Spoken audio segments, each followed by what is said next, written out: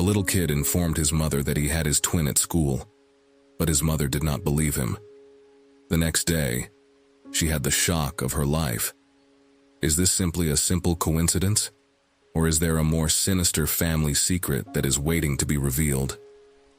Before we get into the narrative, please leave a comment below and tell us where you are located in the globe. Sarah softly hummed as she folded laundry in the living room of their modest new home. Outside, sunlight streamed through the windows, casting a warm glow on the freshly painted walls. She paused for a moment, looking around with a contented expression on her face. If you enjoyed this story, don't forget to subscribe to our channel. A grin.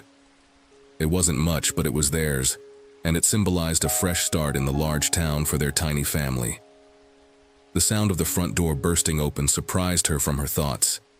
Eden raced in his rucksack, bouncing excitedly as he went towards her mother. "Mama," he cried, "it's a new beginning for them." Sarah laid down the shirt she was folding and turned to face her son. "What is it, sweetie?" she said, her voice warm with compassion. Eden's words poured out in a hurry. "I met a boy named Mike, and he was a great guy." His eyes were wide with excitement.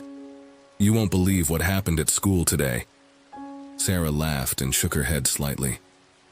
"Oh, Eden," she murmured softly. "I'm sure you two just look similar. There are times when that happens." Eden was not discouraged by this, and he clutched her hand with his little fingers curling around hers excitedly. "No, Mom. You don't have to worry about me. Understand that he has my eyes, which are the exact same color and shape as mine, and that his nose is exactly the same as mine as well."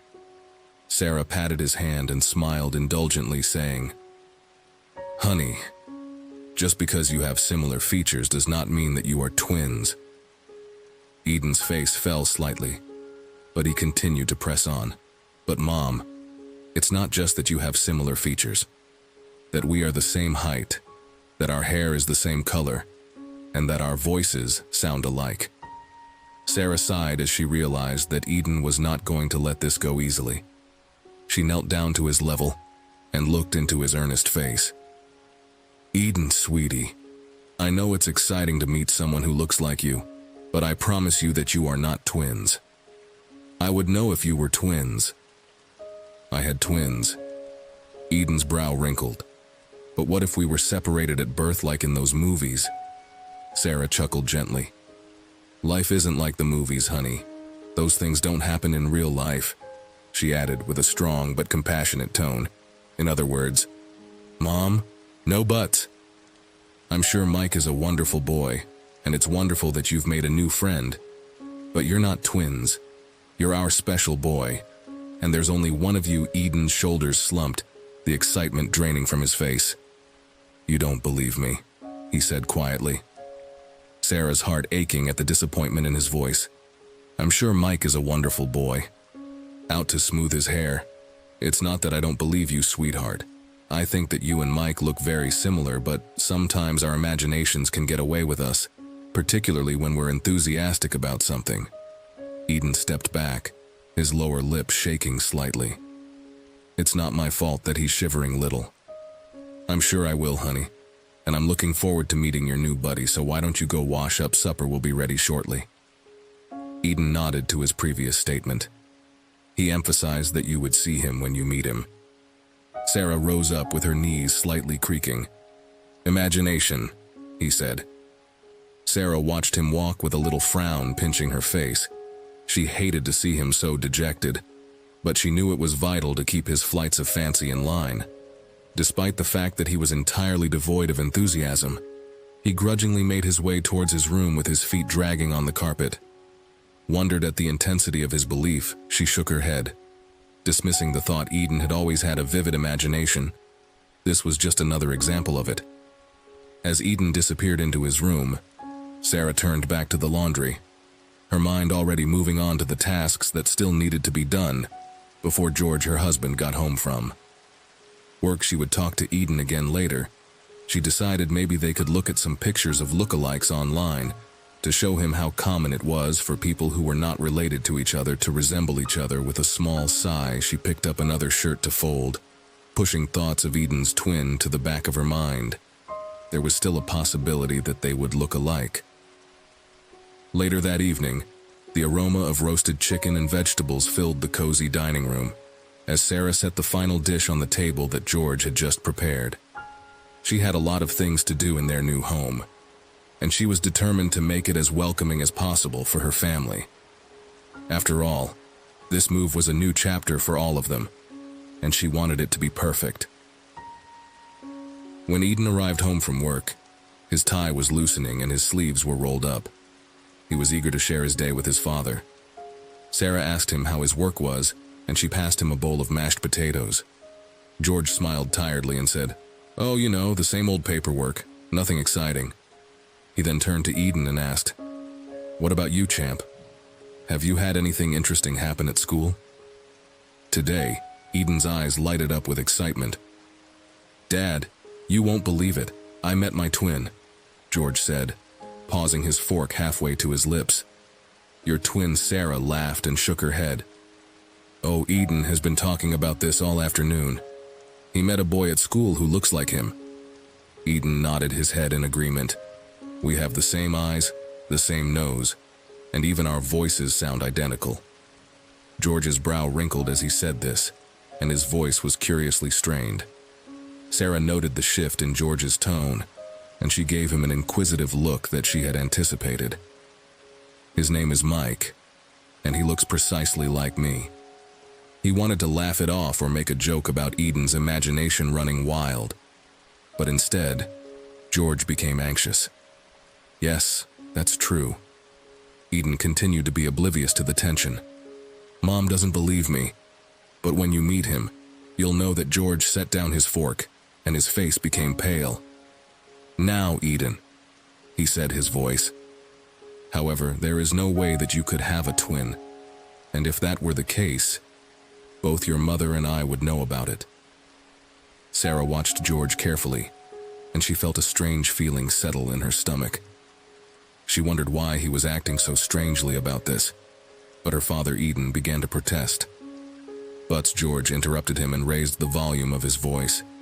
"It's simply not conceivable. You probably just met a kid who looks like you. It happens occasionally." Eden's shoulders fell, and his disappointment was apparent on his face. "You don't believe me either?" Mumbled Sarah went out to pat Eden's hand and said, "We believe that you met someone who looks like you, sweetie. It's just that the concept of secret twins is more something from movies than it is from real life." George nodded hastily, appearing anxious to conclude the conversation. "That's right now, why don't you?" When Eden reluctantly started talking about his math lesson, Sarah couldn't shake the feeling that something was off. She kept glancing at George, noting how he avoided her gaze and focused intently on his plate. His hands shook slightly as he spoke. "What did you learn in class today?" you asked. "Have you learned anything new in math?" Sarah wondered what he was hiding. She had known George for years, and she was able to tell when something was bothering him. This wasn't just him being tired from work or stressed about a project. This was different. He was hiding something, and it had something to do with Eden's twin, but why? What could possibly make him do something like that? Because George was so anxious about a kid that resembled Eden, Sarah's thoughts raced with alternatives, each one more improbable than the one before it. She put these possibilities out of her mind, telling herself that she was being ridiculous. As dinner was winding down, Sarah realized that there had to be a rational reason for George's behavior. Found herself lost in thought, barely tasting the food that was on her plate. She mechanically cleared the table and loaded the dishwasher, all while keeping an eye on George. Although he appeared to relax as the evening progressed, there was still a tension in his shoulders that had not been there before when it was time for him to leave. Sarah gave Eden a kiss goodnight and promised him that they would talk more about his new friend tomorrow. As she crawled into bed next to George, she considered bringing up his strange reaction at dinner, but something prevented her from doing so. Perhaps it was the fear of what his response might be, or perhaps it was the hope that if she gave him time, he would come to his senses. George's response was faint and preoccupied, and Sarah remained awake long after his breathing had evened out into sleep, her thoughts whirling with unresolved questions. Instead of telling her on his own, she switched out the light and muttered, "Good night, honey," into the darkness. Questions the following day at school. Eden could hardly contain his excitement. He bounced on his toes as he waited for recess, eager to find Mike and talk more about their uncanny resemblance. When the bell finally rang, he dashed out to the playground, his eyes scanning the crowd of children for his lookalike Eden. Over here, he was unable to contain his excitement. Mike's voice could be heard calling out from close to the swing set. Eden smiled and raced up to him, plopping down on the swing next to him. "Hey, I told my parents about you last night," he said, his voice trembling. Mike's eyes opened in shock. "What did they say?" Eden's smile wavered slightly. "They didn't believe me." The two boys sat quietly for a moment, swinging gently back and forth, and then Eden perked up and said, "Wait, I have an idea." My father became very strange about it, and Mike nodded his head, saying, "Yeah, I'm doing the same thing." My mother just laughed and said, "I must have made a new friend who looks a little bit like me." Mike inquired, leaning in closer, "Did you remember how Miss Johnson mentioned that we are going to have class photographs tomorrow?" Eden's eyes glittered with enthusiasm as she spoke. Mike nodded slowly, not quite grasping what she was saying. Okay, so Eden clarified what she was talking about. If we stand next to each other in the photo, then when our parents see it, they won't be able to deny how much we look alike. Mike's face lit up. That's brilliant. There's no way they can say we're making it up if they see us side by side in a picture. The boys spent the rest of recess planning how they would make sure to be next to each other for the photo. They made the decision to ask Miss Johnson if they could stand together, thinking that she wouldn't mind as long as they were polite about it. As the bell rang to signal the end of recess, Eden and Mike shared a determined look. "I promise you won't forget," Eden asked Mike, who nodded solemnly. Mike chuckled and tied his pinky with Eden's pinky pledge as they headed back to class. Both boys felt a rush of excitement. Soon they were able to prove that they were twins. "I promise that tomorrow we will obtain evidence that we are twins." Eden smiled and stretched out his hand. The rest of the school day seemed to drag on forever. But finally the last bell rang. Eden gathered his things and headed out with a spring in his step and a smile on his face. He couldn't wait for tomorrow's school day. He thought their parents would have to believe them soon. Soon, they would have answers about why they looked so much alike. The next morning, Eden woke up with a surge of energy. He jumped out of bed, got dressed in record time, and raced downstairs for breakfast. His mother, Sarah, looked at him with surprise and said, "Well, someone's excited for school today." She smiled as she placed a bowl of cereal in front of him. He was certain that the class photo would change everything. Eden, who was eating cereal in front of him, enthusiastically shook his head and said, "It's class photo day."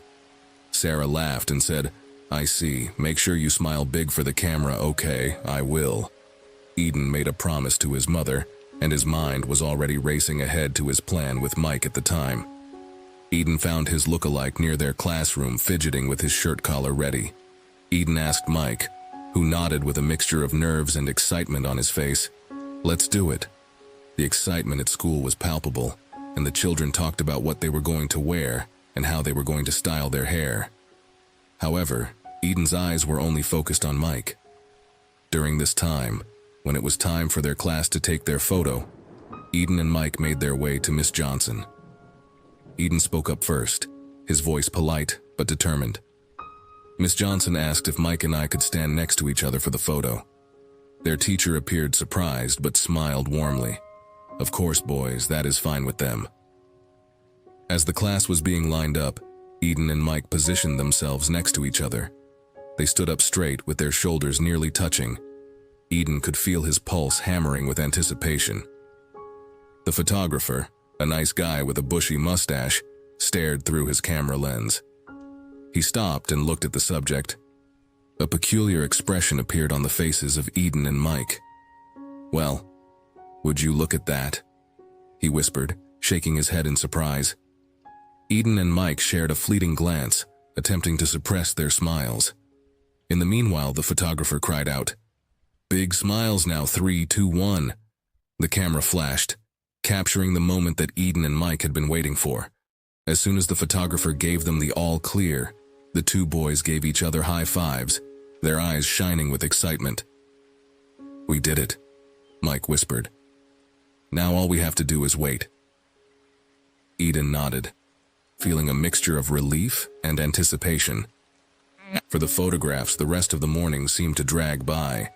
Eden found it hard to concentrate on his lectures, his mind continually going to the class photo. He kept stealing looks at Mike, who seemed just as preoccupied. Finally, recess came as soon as they were outside, Eden and Mike. The two of them were huddled together near the fence. Mike asked Eden with apprehension, "Do you think they will give us the pictures today?" Eden shrugged her shoulders and said, "I hope so." My mother responded by saying that sometimes they develop them really quickly. Miss Johnson appeared in the playground holding a stack of envelopes and called out, "Class photos are ready." Eden and Mike rushed over to the classroom. With their pulses hammering, they each grabbed their envelope with shaky hands on 3. Eden recommended that Mike should do the same.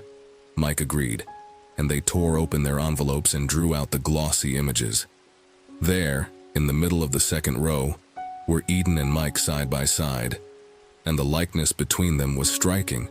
Same messy brown hair, same green eyes, same dimpled grin. Eden felt a lump in his throat. "Wow," he muttered. Mike nodded, his eyes wide. "They can't claim we're making it up now." The lads exchanged another high five, this one filled with a feeling of triumph. They had already accomplished what they had set out to do. Done it, they had taken control of their situation just like they planned. As the final bell rang, signaling the end of the school day, Eden carefully tucked the photo into his backpack.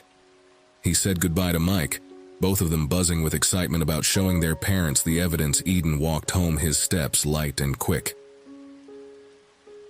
Eden rushed through the front door of the house, his bag bouncing against his back as he ran into the living room, and he shouted out to his mother saying, "Mom! Mom!" He couldn't wait to see the look on his mother's face when he showed her the photo. Perhaps now she would believe him. Perhaps now they could begin to get some answers. Voice Sarah emerged from the kitchen, drying her hands on a dish towel. "What's got you so worked up, sweetie?" she said with a sympathetic grin on her face. Eden struggled with his rucksack, his fingers quivering as he unzipped it. Voice Sarah's voice was filled with enthusiasm. He added, "I have something to show you." And then he pulled out the class picture and pressed it towards his mother. His eyes were bright with excitement as he looked at Sarah, who grabbed the photo with her brow furrowed as she examined it. Eden pointed to the middle of the second row, where he and Mike were standing side by side. The likeness was startling, with the same tousled brown hair, the same brilliant green eyes, and even the same dimpled grin. Sarah's eyes opened as she took in the picture, and it was as if someone had taken into consideration the fact that Mike and I look exactly alike. I informed her that she had taken 2 copies of Eden and put them next to each other in the photograph. "Oh my." Sarah exhaled, her hand going up to cover her mouth. She glanced from the photograph to Eden and back again, her thoughts racing. Eden jumped on his toes, unable to control his delight. "You, Mom? We might be brothers, maybe even twins." Sarah slumped onto the couch, still staring at the photo. The likeness was unmistakable, and for the first time she started to wonder if there might be some truth to Eden's allegations. Could it be possible? But how?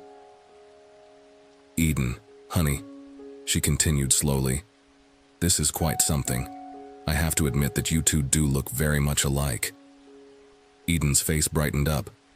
"So you believe me now?" Sarah paused, not wanting to leap to conclusions but also not wanting to ignore her son's thoughts. "I think that there is a connection between the two of you." She stated it carefully, but I don't know what it means yet. "We need more information." Eden nodded enthusiastically, and she asked if we might go to Mike's mother. Perhaps she knows anything.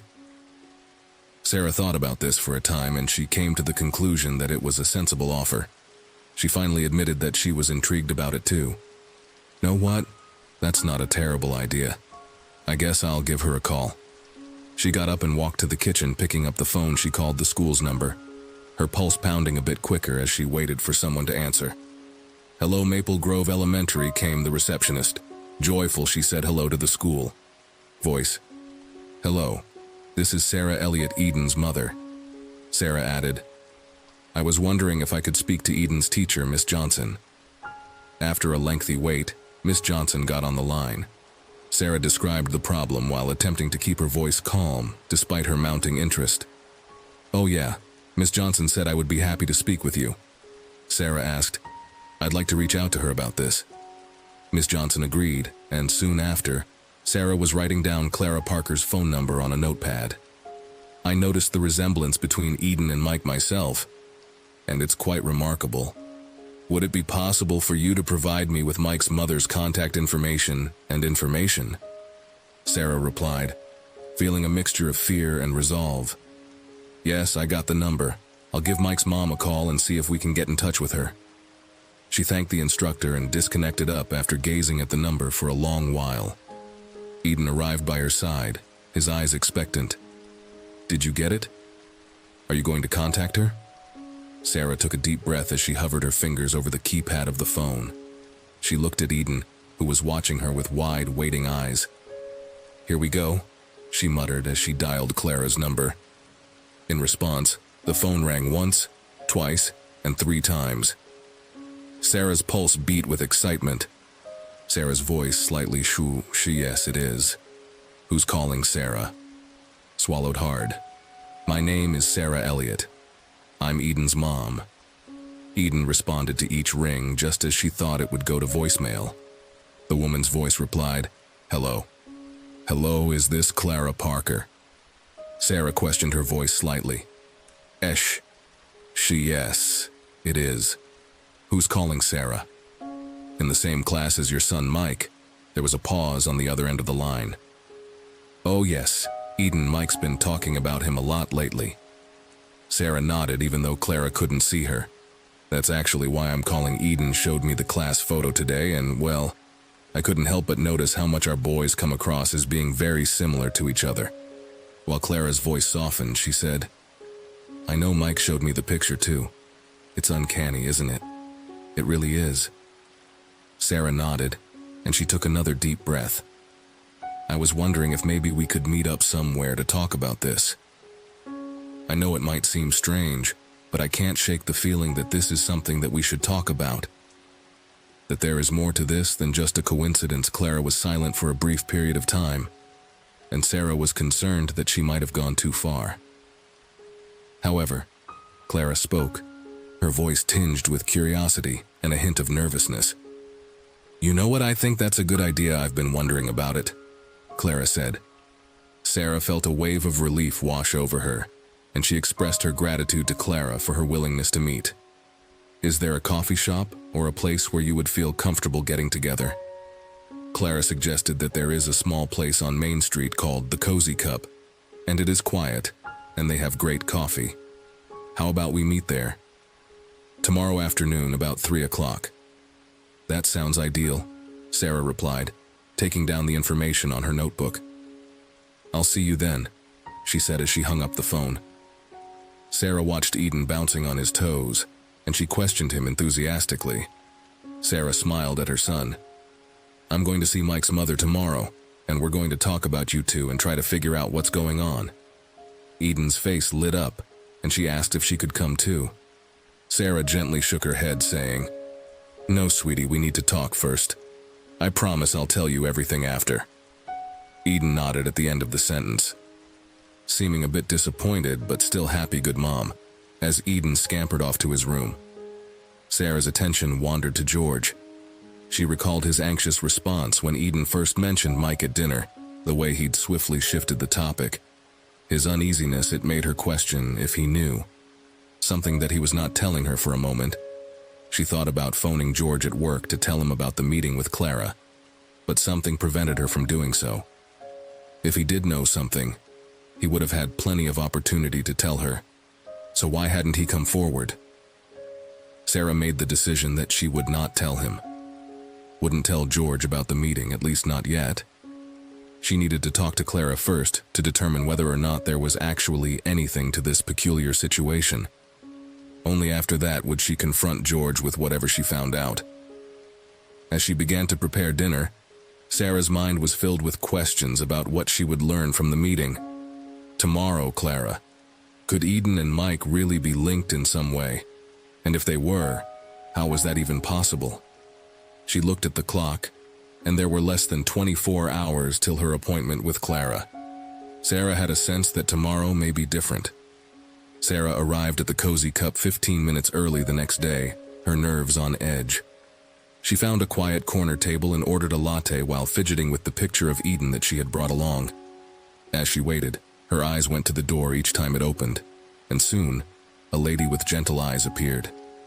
A lady with brown eyes and curly hair stepped in and looked about uncertainly. Sarah stood up and waved, attracting Clara's attention. As the woman approached, Clara nodded with a timid grin on her face and said, "Sarah, it's nice to meet you." They shook hands, and Clara sat down. In the other direction from Sarah, a waiter arrived, and Clara placed an order for a cappuccino. She thanked the waiter for agreeing to see Sarah, and her voice was quiet. "I know this is unusual," Clara remarked, nodding her head. "But I'm glad you called Mike because he hasn't stopped talking." When they had first met, Sarah took a deep breath and put Eden's photo on the table. "This is my son, Eden." Clara's eyes opened as she gazed at the photograph, and her hand shook slightly as she reached into her bag and pulled out a photo of her own. She placed it next to the picture of Eden.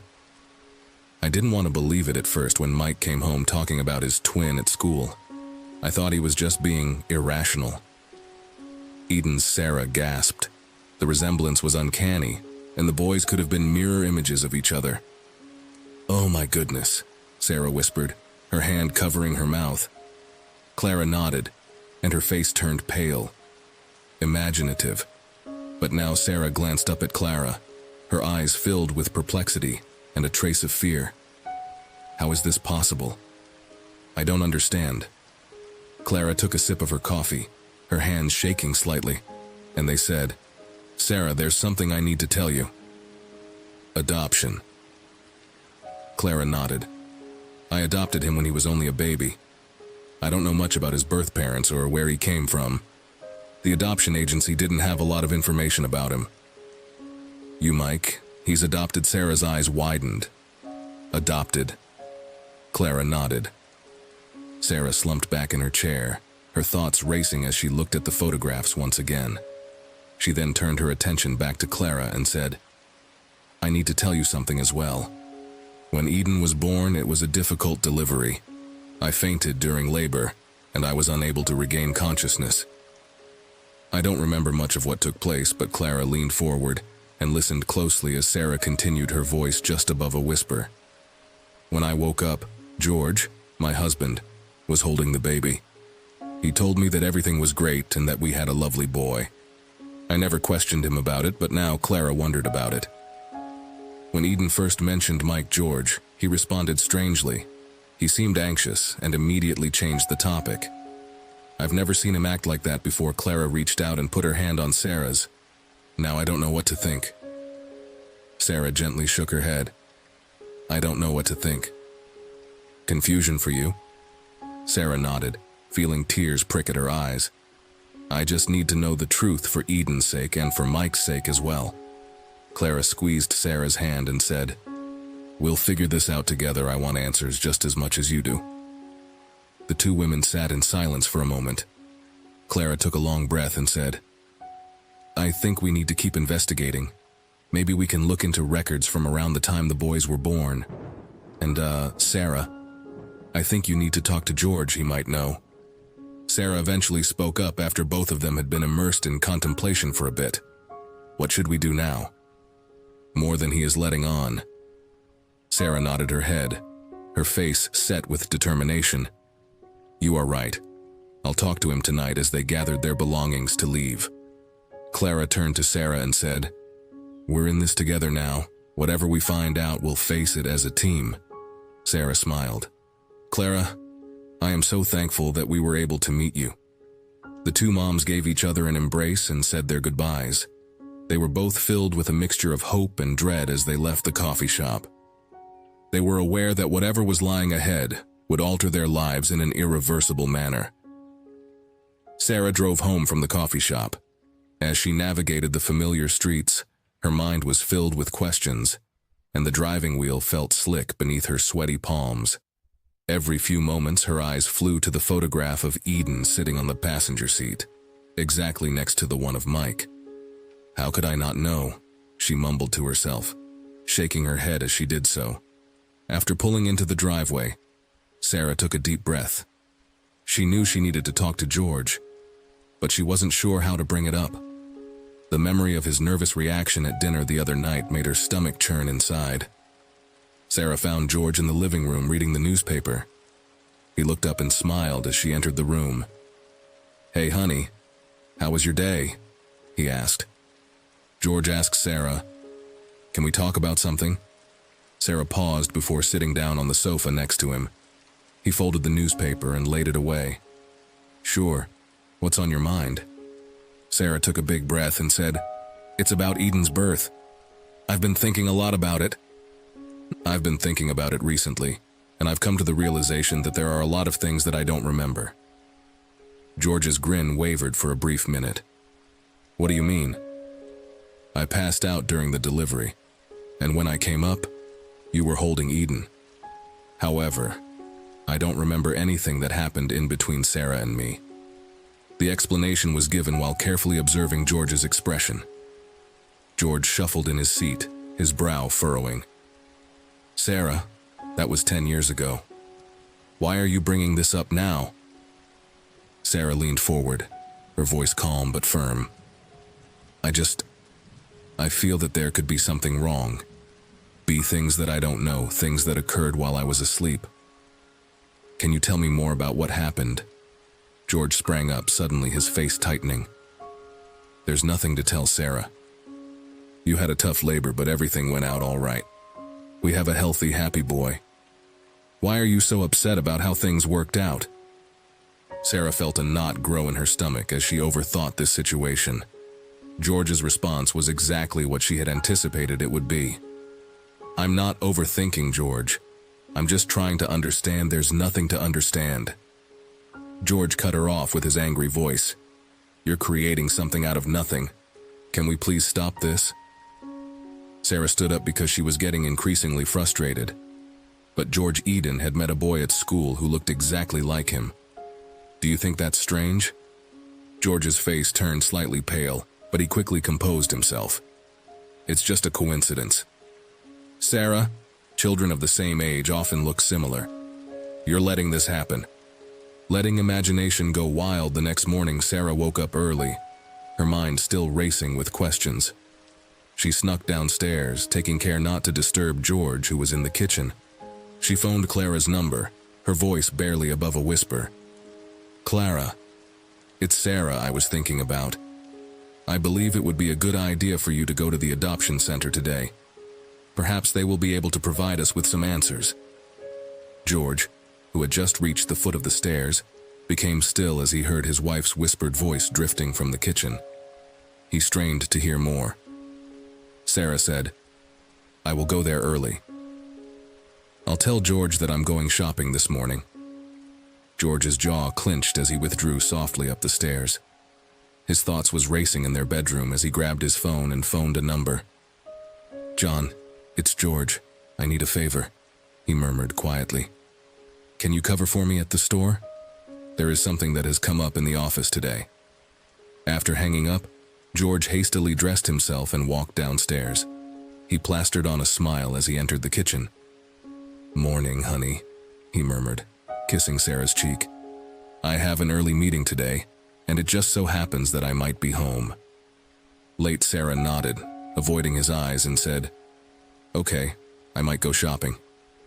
Later, George took his briefcase and walked out, his pulse hammering in his vehicle. He opened the suitcase and drew out a big envelope. Then he thumbed through the cash inside of it and he put it into his jacket. George's knuckles were white on the driving wheel as he drove to the adoption facility. His mind was racing with the things he needed to accomplish at the center. George strode briskly to the reception counter.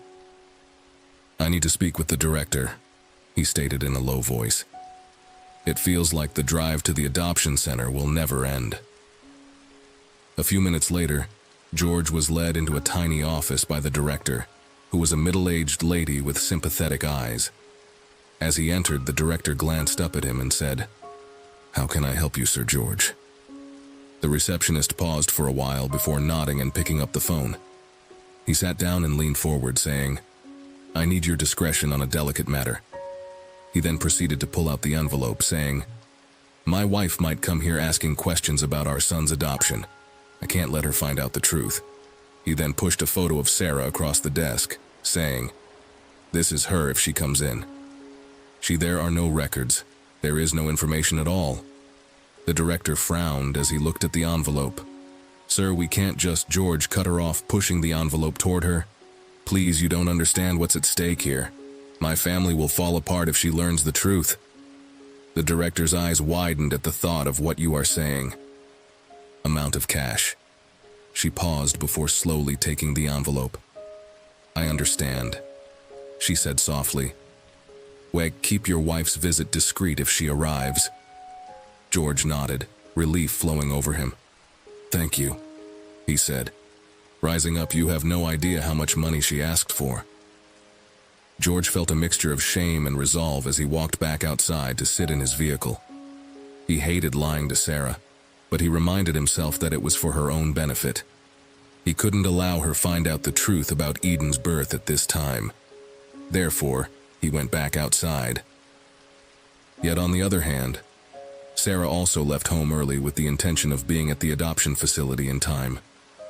Sarah's heart raced as she arrived into the parking lot of the adoption center.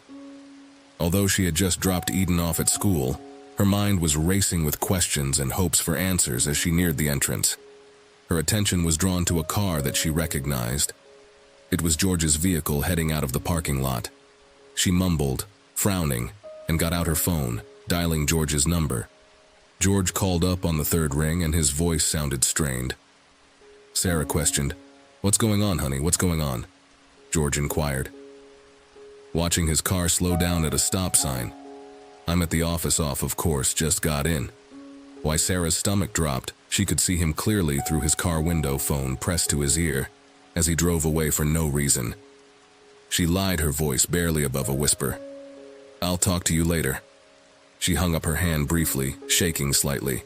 She hung up her hand. Sarah took a deep breath, squared her shoulders, and walked into the building. The reception area was quiet, with only a few people waiting in chairs. She approached the front desk, where a young woman greeted her with a smile and asked, "Good morning, how can I help you?" Sarah also asked, why would George lie, and what was he doing at the adoption center?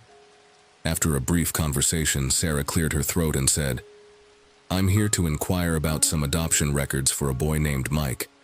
He would have been adopted approximately 10 years ago." The receptionist's smile wavered for a moment before she said, "Let me check with my supervisor." Sarah then picked up the phone and waited with her fingers drumming nervously on the counter. And the receptionist hung up and went back to her saying, "I'm sorry, but we can't share any information about adoptions without proper authorization. However, I'm not asking for details." Sarah objected, "I just need to know if there's a record of his adoption." The young lady changed her gaze. "Uncomfortably, I understand, but we really can't share anything since it's our policy." Sarah moved in and lowered her voice. "Please, this is extremely important. I believe Mike could be my son's twin brother. I just need to know if there's any potential." "I'm sorry," the receptionist. "I'm sorry to bother you." Interrupting her voice with a strong but compassionate tone, "We actually are unable to assist you with this sort of information. In order to get this kind of information, you would need to go through the appropriate legal procedures."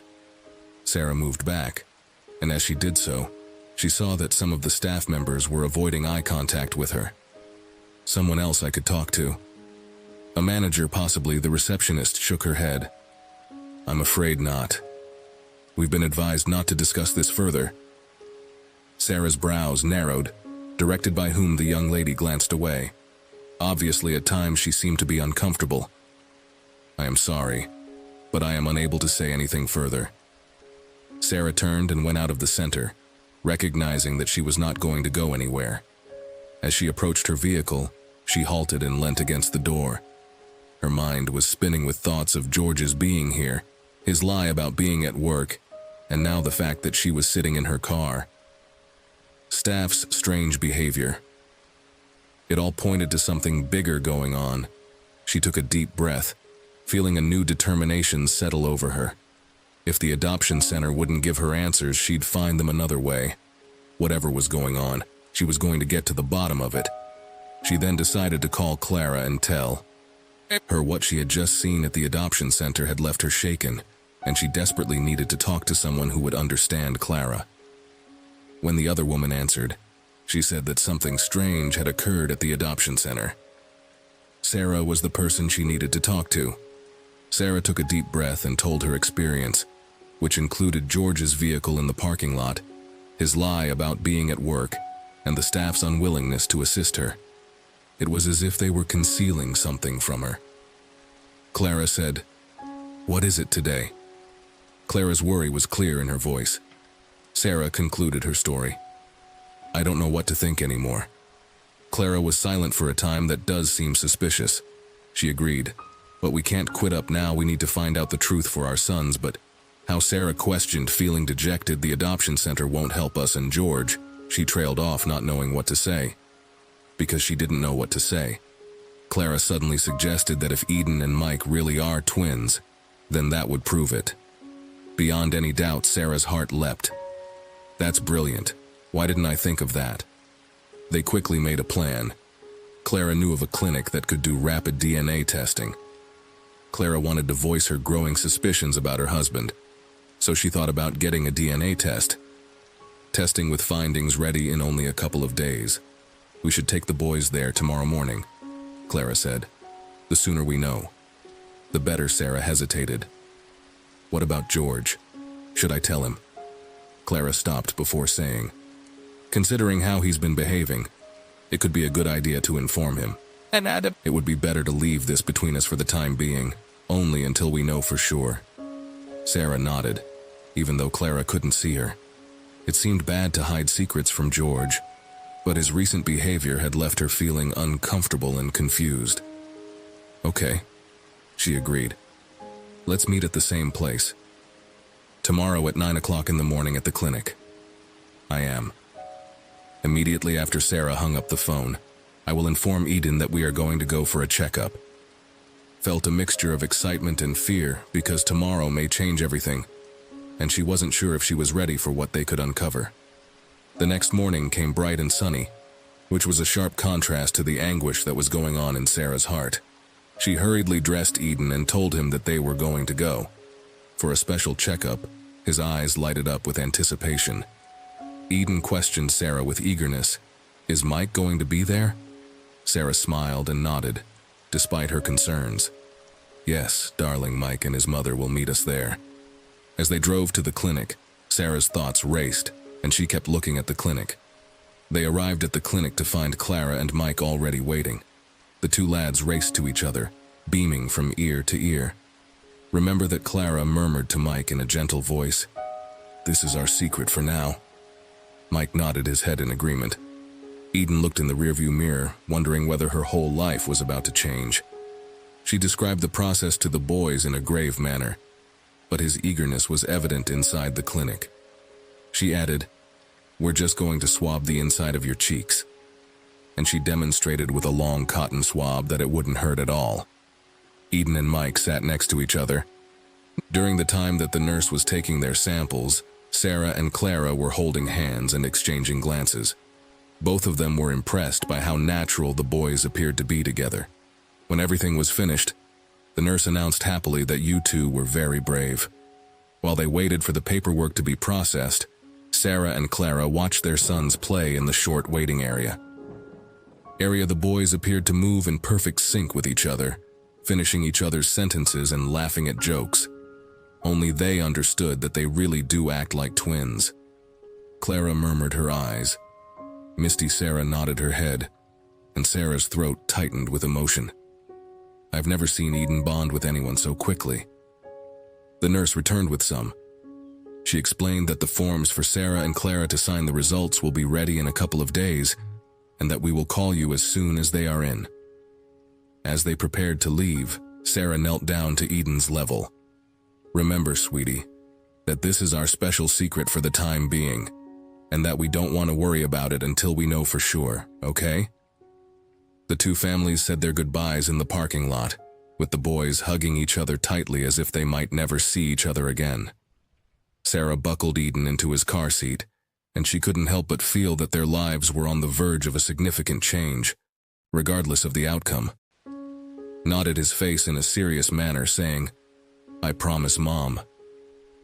With a smile plastered on her face, she helped Eden out of the car. She was determined to keep her worries hidden from her son, who was inside the house. George was already home, sitting at the kitchen table with a stack of papers in front of him. He looked up as they walked in. Perhaps she was aware that nothing would ever be the same again. Entered his eyes and searched Sarah's face. How was your day? He asked in a casual tone, but his gaze was intense. Sarah swallowed hard as she recalled that his car was at the adoption center, and she responded curtly, Eden, why don't you go wash up for dinner? As Eden scampered off. She was busy in the kitchen, trying to escape George's eyes. She could feel his gaze digging into her back as she chopped vegetables with more force than was necessary. Sarah George asked her in a quiet voice, Is everything okay? As she stiffened her knife and paused in the middle of the chop. George reached out to touch her shoulder, but she shrugged him off and moved to the stove. The tension in the room was palpable and thick enough to cut with a knife throughout dinner. Sarah remained distant, responding to George's attempts at conversation with short-clipped sentences. Everything is fine, she said, her voice becoming flat. At the same time that Sarah was clearing the table, George made another attempt to break through her frigid mood by asking, Honey, you seem upset. Did something happen? Eden, who was unaware of the tension that was there, chattered excitedly about his day at school, carefully avoiding any mention of Mike or their covert trip to the clinic. Today, Sarah halted while she was washing the dishes, and for a brief minute, she was tempted to confront him about his lying. However, the dread of what the discovery of that confrontation may disclose prevented her from doing so.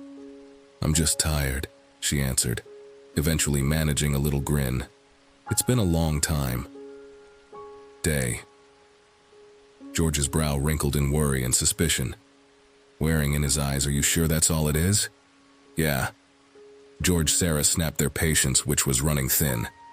I said, I'm fine, can't you just leave it alone? Pain flashed over his face. Sarah felt a pang of guilt as George left the room. She hated lying to him, and she hated the distance that had grown between them.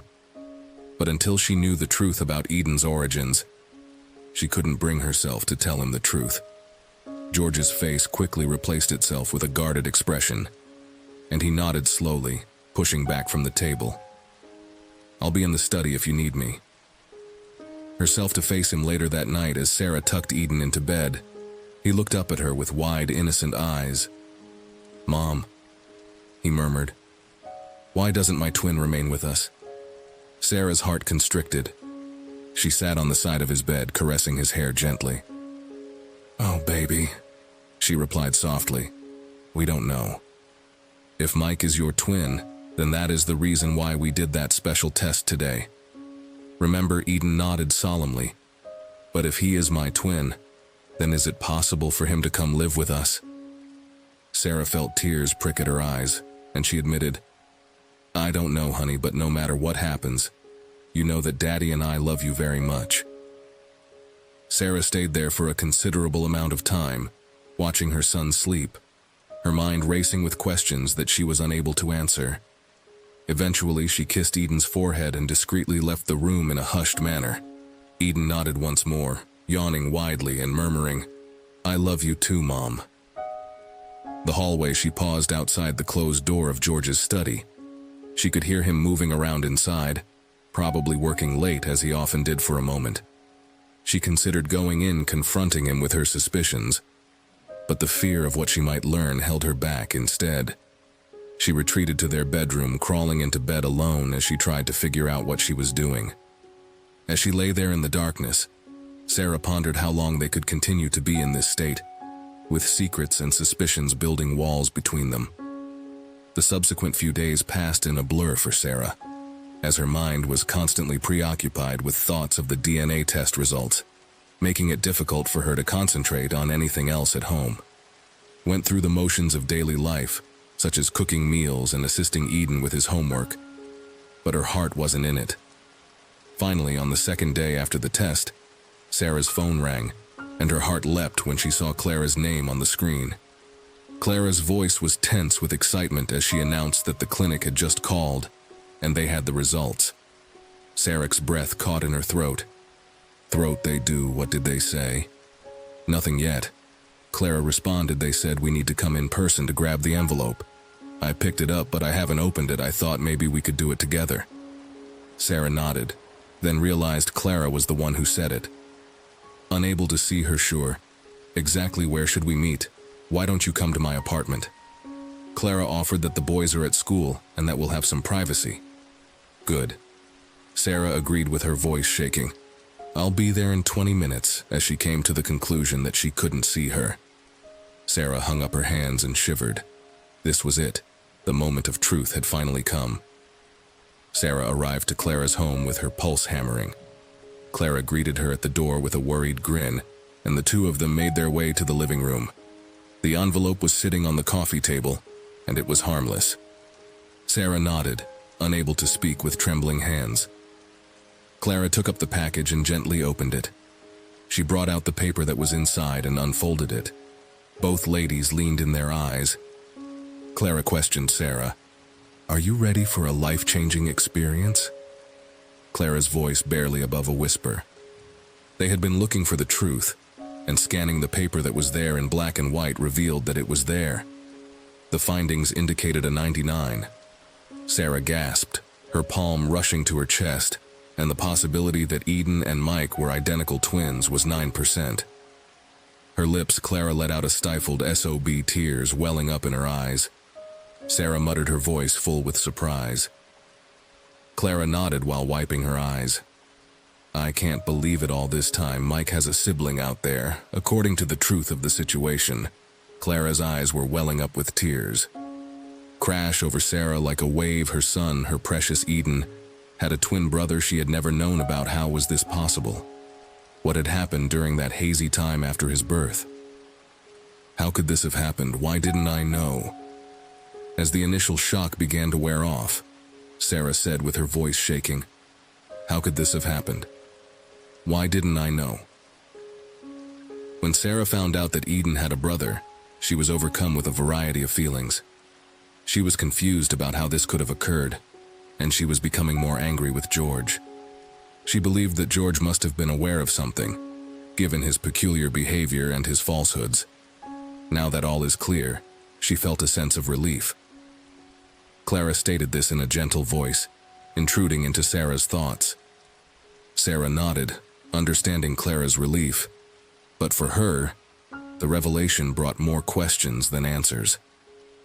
She felt a rush of fury building up inside of her, and she needed to speak to someone about it. I've always been curious about Mike's past and where he came from. Now I know a portion of his history. In a voice that was brimming with passion, Sarah continued, He has to know something about this. He's been acting so strange ever since Eden mentioned Mike. Clara squeezed her hand again. You are absolutely correct. You do want answers. Nevertheless, Sarah, you must be cautious, since this is a dangerous situation.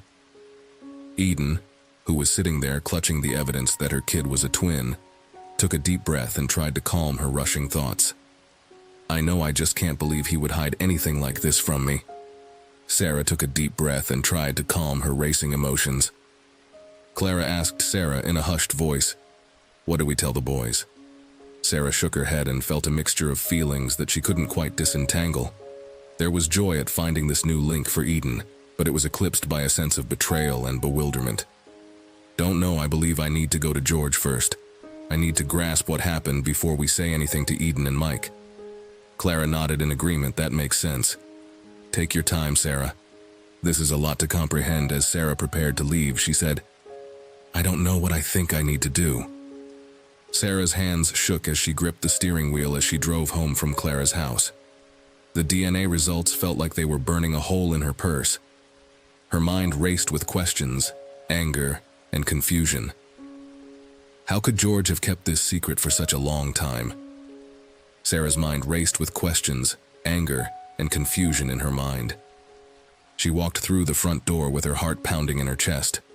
She found George in the living room, lounging on the couch with a book. He looked up as she entered the room with a smile on his face that quickly disappeared. Sarah took a deep breath and prepared herself for the confrontation that was about to take place. It was Sunday, and she knew that George would be home. As soon as he noticed her demeanor, he questioned Sarah. What's wrong? While sitting up straight. Sarah grabbed the DNA results out of her handbag and held them up. I think you know what's wrong, George. I want to know the truth about Eden. George's face became pale and he gulped. Hard. What are you talking about? Don't lie to me any longer. Sarah's voice broke with emotion. I have evidence that Eden has an identical twin, a kid called Mike who was adopted. So I'll ask you one more time what the truth is regarding Eden's adoption. George's shoulders fell and he cocked his head to the side. After closing his eyes and seeming dejected, he opened them again and saw that they were filled with tears. I'm so sorry, Sarah, he mumbled. I never meant for you to find out like this. Sarah slumped onto a chair nearby, her legs feeling weak. So it's true that Ed is the one who is responsible for this. George took a long breath and nodded slowly. Yes, it is true, but please allow me to explain it to you. I'm listening, Sarah replied with a frosty voice. Do you remember how difficult your pregnancy was and the complications that occurred during delivery? Sarah nodded her hand. Subconsciously went to her tummy. Now, there's something I never told you. George continued, his voice trembling. Our biological kid, he was still born. Sarah gasped, feeling like all the air had been sucked out of the room. What? No, that can't be real. I held Eden after he was born. I remember George shaking his head. You were unconscious for a long after the birth when you came up. You were so frail, so delicate, I couldn't bear to tell you the truth. I was worried it would break you. Tears flowed down Sarah's face. I was terrified it would break you. Face as she listened to her world falling apart around her. So I made a choice. George went on. I discovered that there was a pair of twin boys who had just been born and were being placed for adoption. I made arrangements to adopt one of them, and that boy's name was Eden. Sarah mumbled, her voice full with grief and emotion. Betrayal. How could you keep this from me for so many years? George moved to kneel in front of her, reaching for her hands, but she pulled away. I thought I was protecting you, Sarah. I couldn't stand the thought of you going through that pain. I thought if we had a baby to love, it would help us heal. Sarah stood up abruptly, needing to put distance between them. You had no right to make that decision for me, George. No right to keep this secret. Do you have any idea what you've done? I know it was wrong. George continued, his voice pleading. But when I saw Eden for the first time, when I held him in my arms, I knew I'd do anything to protect. He moved closer to Sarah, reaching out to touch her shoulder, but she flinched away. I've been paying the adoption center a yearly fee to keep everything under wraps, he admitted, which is why I was there the other day when you saw me. This is to protect you from the pain of losing our biological child. Our family, to protect you from the pain of losing our biological child. Was making sure they wouldn't tell you anything if you came asking questions. Sarah listened in stunned silence, her mind reeling from the revelations. The depth of George's deception was overwhelming. For 10 years he had carried this secret, orchestrating an elaborate lie that had shaped their entire family life. She felt a complex. A range of feelings washed over her, including betrayal, anger, sadness, and a profound sense of loss for the child she had never had the opportunity to mourn. She was mourning the loss of the son or daughter that she and George had created together, whose existence had been erased by George's actions, which were well-intentioned but misguided. Sarah stood up, and she felt her legs aching at the same time. Unsteady, and she grabbed the bedpost for support. "I need some time alone," she said in a hollow voice. "George, please just give me some space." George nodded his head, his face a mask of regret and sorrow, and he whispered, "I'm so sorry, Sarah. I never thought I would be able to do this. Intended to hurt you like this." Sarah didn't react. She moved slowly to the bedroom door, feeling as if she were going through a fog as she entered into the room. She glanced back to George one final time. "Don't follow me," she whispered softly. "I need to absorb this on my own." And with that, she shut the door behind her, leaving George alone with the weight of his actions. Standing on her bed, she stared at the ceiling, her heart heavy with the weight of George's confession. As she tossed and turned, Sarah found herself questioning her own beliefs. She muttered into the darkness, her voice barely audible, recollections of Eden's first steps. Everything she thought she knew about her family was wrong. The boy she had loved and nourished for 10 years wasn't biological hers. The notion made her stomach churn. "Can I still love Eden the same way?" she asked herself. His first words and countless bedtime stories flooded her mind. She recalled the pride she felt when he learned to ride a bike. She also recalled the comfort she offered when he skinned his knee. Each moment was etched in her heart as a testament to the bond they shared. However, now that Sarah knew the truth, she felt a creeping death out of her. As the night progressed, Sarah felt as like she was being strangled by the four walls of her bedroom. She wanted some breathing room to think quietly, so she snuck out of bed. Would these memories be tainted by the knowledge that Eden was not actually hers? Would she be able to look at him without seeing the deception that brought him into their lives? She went down the hallway, her bare feet quiet on the cold wooden floor, and without really giving it much thought, she found herself outside Eden's room. The door was slightly ajar, and Sarah paused for a time before opening it. She was cautious not to disturb George, who had gone into a fitful slumber on the sofa. Sarah stepped inside, her heart clenching at the sight of her son, because despite everything, he was Eden's chest rose and fell with each peaceful breath, his dark hair so much like Mike's. Moonlight streamed through the window, casting a soft glow on Eden's sleeping form. Sarah gently pushed it open. Moonlight cast a soft glow on Eden's sleeping form. Was lying on the pillow, and one arm was wrapped around his favorite stuffed bear, which Sarah had given him as a present on his 5th birthday. As she watched him sleep, Sarah felt a wave of emotion wash over her. The love that she felt for this child, this beautiful boy who had brought so much joy into her life, had not diminished even though he had passed away. Anything, it seemed stronger and more passionately protective. She recognized then that biology did not define their connection. The sleepless nights, the skinned knees, the shared joy and tears. These were the threads that forged their tie. Eden was her son, not because she had given birth to him. Eden was her son. To him, but because she had brought him up, she loved him and would do anything to protect him. Sarah moved closer to the bed and gently brushed a strand of hair away from Eden's forehead. He stirred slightly but did not wake up, and a small smile played on his lips as if he was having a pleasant dream. At that moment, Sarah realized that her love for Eden had not changed, and it did not matter how much she loved him. He entered her life. What mattered was the love and care that she had given him every day since she leaned down and placed a gentle kiss on his cheek. Her heart was full of love and gratitude for this precious child who had made her a mother. The following morning, Sarah found George in the kitchen nursing a cup of coffee with tired eyes. She took a deep breath and embraced him. "George," she murmured gently, forcing him to glance up. "We need to speak." George shrugged his shoulders, his voice heavy with sadness. And he answered. Sarah sat down opposite him, her hands clenched firmly on the table. She was holding her breath in preparation for the discussion that was about to take place. George grimaced, unable to meet her face, and said, "I'm so sorry, Sarah. I never meant to let me finish." Sarah stopped me softly. "What you did, it hurt me deeply." She started telling lies and secrets. I felt like I didn't know you anymore. I'm hurt, yes, but I've had time to think about it, and I understand why you did it. George looked up with a look of surprise on his face. You were trying to protect me from the pain of losing our child.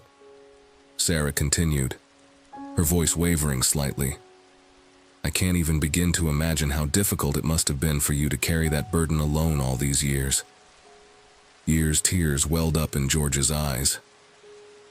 I felt I was doing the right thing, he murmured. I couldn't stand to see you in agony. Sarah leaned across the table and took George's hand in hers. I know, and although I wish you had been honest with me from the beginning, I know that you were in anguish. Before continuing, she took a big breath and said, I want you to know that despite everything, my love for Eden hasn't changed. If anything, it's grown stronger. He's our son, George, and the fact that he squeezed her biology doesn't change that.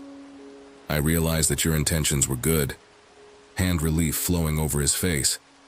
I'm so pleased to hear that, Sarah. I've been so worried about how this would affect your relationship with Eden. He's my son. Sarah responded firmly that nothing will ever change. That George nodded and wiped away a tear. I'm so glad to hear that, Sarah. I am very sorry for all that has happened to you, Sarah. I guarantee that from this point forward, there will be no more secrets, no more lies, and I will always be entirely honest with you. Sarah offered him a faint grin. I am grateful to you, George, but you realize that reestablishing trust will take some time and it will not happen overnight. Overnight, I am aware that George responded with sincerity, saying, I am willing to do whatever it takes. I love you, Sarah, and I love our family. I want to make things right. They were silent for a little period, the weight of their talk hanging in the air. Finally, George spoke once again. Sarah stared at him, seeing the guy she had fallen in love with all those years ago, the man who, despite his flaws, had always tried to do what he believed was best. So the following day she phoned him. His voice was filled with cautious optimism. Do you think we can recover from this together? Sarah looked at him. Clara, to tell her everything. Clara, it's Sarah. I need to speak to you about something important. Clara's voice came through warm and worried. Of course, Sarah, is everything all right? Sarah closed her eyes, steeling herself, I faced. Clara questioned Sarah in a calm voice. Yes, Sarah replied with a slightly trembling voice.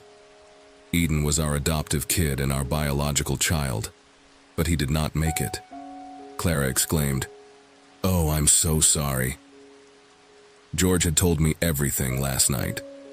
There was a pause on the other end with everything. Sarah. I am so sorry, Sarah repeated George's confession, describing how he had planned the adoption to save her the anguish of losing their baby. As she talked, she said, I am so sorry. Although she was crying, her voice stayed calm. I can't even begin to fathom what she was going through. How difficult this must be for you, Clara added once Sarah had finished, and she asked how you were doing. As I watched Sarah wipe her tears, I couldn't help but feel furious. I'm not sure what part of me feels angry. I'm saddened that George withheld this information from me for such a long time, but on the other hand, I can understand it. Although it is totally clear why he did it, Clara reassured her that it is not the case. The point is that Sarah continued to adore Eden despite all that had happened. There is a lot to comprehend. Clara's voice was warm and comforting, and he was still my kid despite all that had happened. Love is not about biology, Sarah. It is about the link. Approval. Of course he is. Love is not about biology. A feeling of appreciation washed over Sarah, and she thanked Clara for all she had done over the years. I am very grateful to you. I am relieved that I can discuss this with you, since I would not know what to do if I had to confront this situation by myself. You are not alone, Clara remarked in a strong tone. A weight was lifted off of Sarah's shoulders as she smiled and said, I'm here for you, whatever you need. Shoulders, which means a great deal to me, and in relation to the idea of doing not feel alone. What about? Clara's words brought a smile to the face of the lads Eden and Mike. And what are you thinking? Good. After everything has been brought to light, Sarah said that I believe it is essential for them to spend time together in order to get to know each other better. Each other as brothers, I couldn't agree with Clara more, and she responded with enthusiasm that they are deserving of the opportunity. A wave of excitement swept through Sarah as she considered the possibility of establishing a connection with me. I think that Clara's suggestion of having play dates or even family gatherings where we can all spend time together is a fantastic one. Remarked that I have no doubt that the boys would like it, and that it would provide us with the opportunity to support one another during this adjustment. Sarah also nodded, despite the fact that Clara was unable to see her. Indeed, I believe that it would be beneficial for all of us if they spent the next few minutes doing that. As they were wrapping up the conversation, they were discussing various dates and activities, and their excitement was building with each different idea. A wave of relief washed over Sarah, and she thanked Clara once again for all she had done for her. Sarah, of course, we are in this with, and Clara responded with a warm and friendly, I'll be right back. As Sarah hung up the phone, she couldn't help but ponder about whether or not she should speak to Mike about the play dates and let you know what he thinks. Smiling in spite of the difficulties that were ahead, she felt with optimism that the boys would have the opportunity to get acquainted with one another as brothers, and she and Clara would be there to assist them whenever they needed it. Long after the sun had set that evening, it shed a warm light over Clara's house, which was already cozy. Eden jumped up and down with excitement in the back seat of the vehicle as Sarah and George drew into the driveway. His face was jammed against He yelled out, "Look out the window, there's Mike!" while pointing to the little child who was eagerly waving from the front porch. In preparation for her question, Sarah took a deep breath and squeezed George's hand once. A mixture of uncertainty and determination could be seen in George's eyes as he faintly nodded. I'll never forget it. As soon as they exited the vehicle, Clara arrived at the doorway with a warm grin on her face, and everyone immediately felt a sense of warmth and comfort. As Mike arrived at the porch, she yelled out to Eden, who hurriedly ran forward and gave him a high five. Almost immediately, the two little boys burst out into a flurry of eager conversation, their voices reverberating over one another. Sarah and George. Clara led them within the fragrance of the meal as they approached more slowly with their arms loaded with the dishes that they had prepared for the evening. As the aroma of roasted chicken filled the air, Clara added, "I hope you enjoy chicken seasoned with rosemary." As they made their way to the kitchen, Sarah said, "It's Mike's favorite, and Eden loves it as well." Putting her casserole dish down, she hesitated, and then she was struck by yet another coincidence. Within the confines of the living room, Eden and Mike were engaged in a profound discourse, with their heads down in close proximity to one another. As they compared Pokemon cards together, they were able to establish a strong connection very fast. As they started eating the food, George noticed that his voice was a confused mixture of astonishment and uncertainty. The boys were able to complete one another's sentences and make the discussion flow more effortlessly. They entertained the grown-ups with tales coming from school. There was a sense of ease that Sarah experienced, as if they had known one other their whole lives. Having been lured into Clara's effortless friendliness, they exchanged anecdotes of the boys' childhood, marveling at the parallels in their experiences. Their characteristics and routines George, who was originally reserved, progressively became more outspoken as. He then proceeded to provide a few humorous tales about Eden's toddler years, which resulted in both of them giggling. Then, as the lunch was coming to a close, Eden turned to Mike with a sly look and wanted to. "See? I took my brand new remote control vehicle with me," and Mike's eyes lighted up with excitement. "Yeah, I can." Clara, the mother, smiled and nodded in response to their joy as we played with it in the backyard. Of course, just make sure you don't run it into the flower beds. And all right, the guys raced. After hearing their laughter reverberate throughout the house, the adults walked to the terrace to see Eden and Mike taking turns while they were laughing. They are indeed two peas in a pod, as they are responsible for navigating the automobile through an impromptu obstacle course consisting of pebbles and sticks. Isn't it the case? Clara pondered, her tone gentle with wonder. Sarah nodded, feeling a knot in her stomach. In her throat, it is incredible to watch them together like whey, with George standing slightly apart from her husband. I am delighted that they have this opportunity to get to know one another, he stated as he cleared his throat. With a modest gesture, Sarah reached out and took his hand. She was aware that they still had a long way to go. In order to proceed with the process of regaining their confidence, this seemed to be a step in the right direction. As the evening proceeded, the air was filled with the sound of the boys laughing, which was broken by cries of excitement and the wear of the. Sarah and Clara found themselves in the middle of a chat, exchanging their thoughts on the remote control automobile. Shared expectations and concerns for the future George, who had been on the outside of the group at first, progressively became more comfortable, and he even. I joined the lads for a bit and assisted them in constructing a more complicated racetrack for the automobile at that same moment, which was surrounding me with the. Sarah had a tremendous feeling of thankfulness as she traveled down the road, thanks to the warmth of the fire and the love of their newly extended family. Had not been simple, but it had brought them to this astonishingly beautiful and unexpected new chapter in their lives. Thank you so much for watching. Like and subscribe for more videos.